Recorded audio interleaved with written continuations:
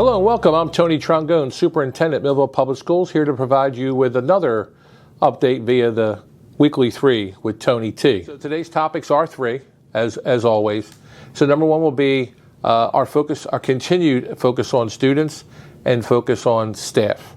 And then the third topic will be on a continuation of the listening tour, where I'm going to each school building, meeting with faculty after school and then with parents later on that same night. So what you see here is a poster board of our planning for the 21-22 school year back in March, late March, early April. And you can see there are certain categories, 6. The first one is HR for human resources, and they had COVID protocols, staffing, subs and the fill rate, nursing, onboarding new staff, the process for that, and then also social emotional learning and self-care for adults. And then you'll see the second category deals with student achievement.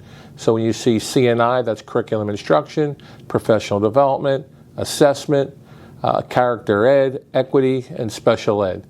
And you can see we wanted to create standard operating procedures for those particular categories.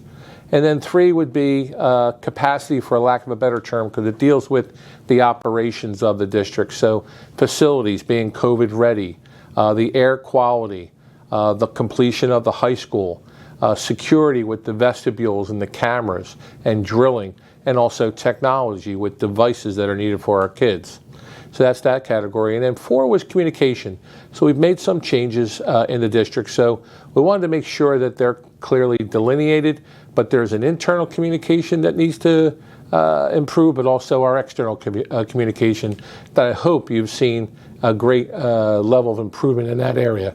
And so then the 5th category would be Memorial High School, and the board has a committee that's creating to look at what will repurpose Memorial High School. And finally, policy with the operations of the district. How do we do business?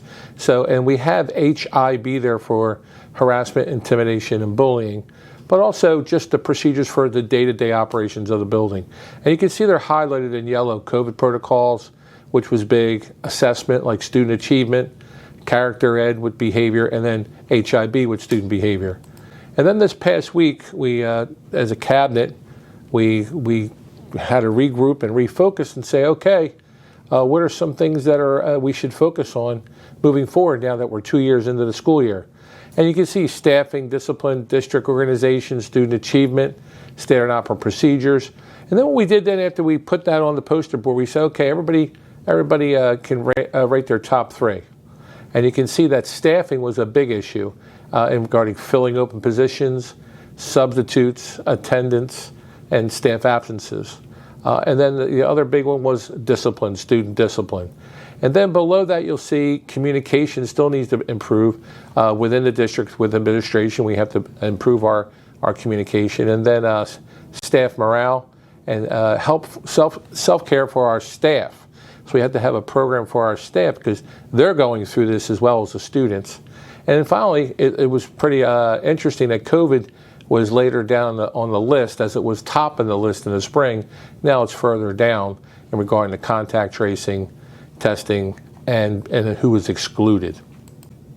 So to focus on students, obviously we need to improve our academic achievement at Millville Public Schools, and also our social emotional wellness for our students as they come back in to the school district full day, everyone. So there's been adjustments that had to be made, and then you can see their discipline, student discipline. So for September and October, we had an uptick in disciplinary issues, and we're trying to rectify that, address that in a fair and thoughtful way in regard to dealing with student discipline.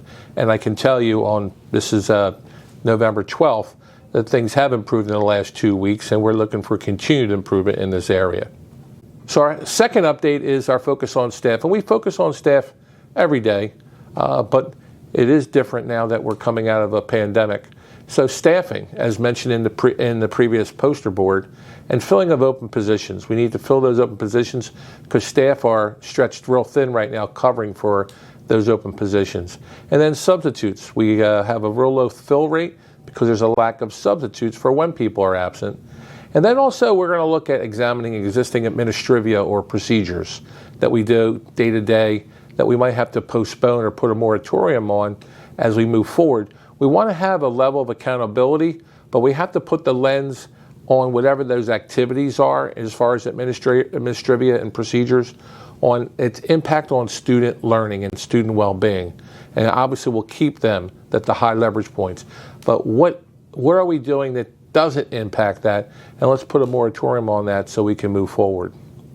And obviously social emotional wellness, so looking for support for our staff in self-care and whatever support they may need as we transition into whatever this new normal will be. So that being said, you can see that at the top of the list, in the previous slide on the poster board, staffing and discipline were 1 and 2. And you can't deny that those two areas, staffing and discipline, have a direct impact on morale for both students and staff. So that's why we're going to work on that and focus on that as we move forward, and also make sure we focus on student achievement. But we know that there has to be a level of awareness on the social emotional health of our staff and students in order for them to learn. So that's why we're going to focus on those two high leverage areas moving forward into the new normal. And my third topic is what's on your mind, my listening tour. I'm going through the schools. So I went through the high school and Lakeside Middle School in the past 2 weeks, and I'll continue getting input regarding students, staff, and then the buildings. It's not just the physical buildings, but the culture and climate of the buildings.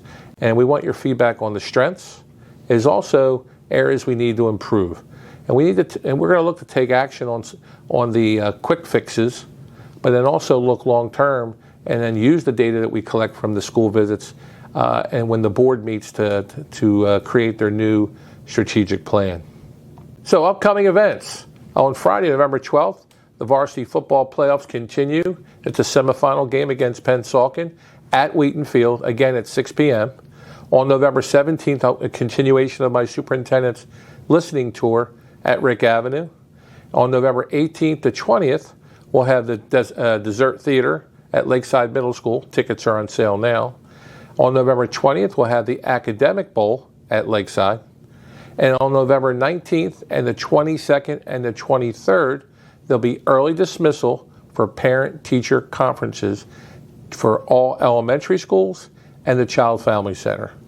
On November 22nd, we'll have a board meeting at 7 o'clock at Culver Center. And also, that's at that same time, we'll have the Powder Puff football game at the senior high. And as always, go Bolts!